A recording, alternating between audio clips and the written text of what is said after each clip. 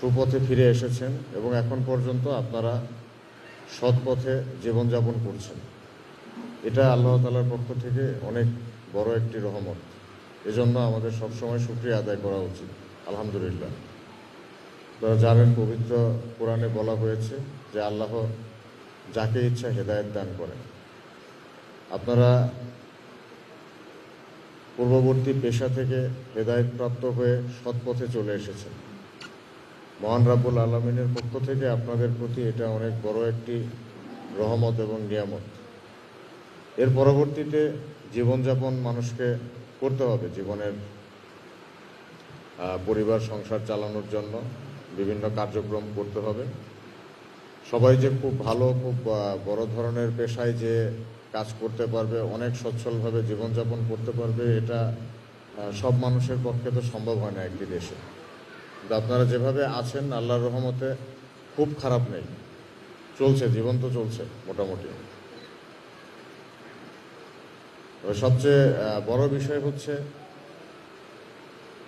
প্রতিদিন আপনাকে police, RAB, আর্মির ভয়ে তো থাকতে হচ্ছে না। প্রতি মুহূর্তে আপনাকে চিন্তা করতে হচ্ছে না যে কে এসে আপনাকে গুলি করবে, আপনার প্রতিপক্ষ এসে আপনাকে গুলি করবে। এই ভয়গুলো নিয়ে তো জীবন কাটাতে হচ্ছে না, এই শঙ্কা থেকে তো বেঁচে আছেন। এই জন্য শুকরিয়া আদায় করেন এবং আমাদের পক্ষ থেকে জানাচ্ছি যে র্যাপিড অ্যাকশন ব্যাটালিয়ন আপনাদেরকে ভুলে যায়নি। প্রতি বছর একবার দুইবার করে সবাই একটু দেখা সাক্ষাতের একটা আয়োজন করা হয়, শুধু এই মেসেজটা দেওয়ার জন্য যে র্যাব আপনাদের ভুলে যায়নি। বাংলাদেশ, আমরা সবাই জানি বিগত কয়েক বছরের মধ্যেই সরকারে বেশ কয়েকটা পরিবর্তন হয়েছে এবং দেশ খুব সংঘাতপূর্ণ একটা পরিস্থিতির মধ্য দিয়ে গিয়েছে। এই পরিস্থিতিগুলোর মাঝখানে সকল কার্যক্রম সুষ্ঠুভাবে সম্পন্ন করা সম্ভব হয়নি। আপনাদের যে মামলাগুলো আছে, টোটাল 126টা কেসের 128 জন আসামি। এই মামলাগুলো ডিসি অফিস থেকে আমরা পিপির কাছে পাঠিয়েছি। তো পিপি এই কেসগুলো সবগুলো চেক করে দেখে তার মতামত দিবেন, এরপরে মহামান্য আদালত তার রায় দিবেন। তো এখন 126টা কেস আসলে পুঙ্খানুপুঙ্খানুভাবে পুরোটা দেখে মতামত দিতে সময় লাগে। এটা 2-4টা কেস হলে হয়তো একটু তাড়া দেওয়া যেত। তো পিপি কাজ করছে। এখন আপনারা জানেন যে 24শে জুলাই পরবর্তী সময়ে পিপি ছিল না, বেশ 6 মাসের মতো, গত বছর 6 মাসের মতো পিপি ছিল না। এরপরে চেঞ্জ হয়েছে, চেঞ্জ হওয়ার পরে আবার ইলেকশনের পর আবার চেঞ্জ হয়েছে। তো এই পরিবর্তনগুলোর কারণে হচ্ছে কিছুটা ডিলে হয়েছে। তবে পিপি এর অফিসে জিনিসগুলো আছে, তারা মতামত দিলে পরবর্তী কার্যক্রম ইনশাল্লাহ কোর্ট থেকে গ্রহণ করবে। তো আমরা আমাদের পক্ষ থেকে যেটা পার্শ্ব করার এটা করছি, আশা করি ভালো ফল আসবে ইনশাল্লাহ।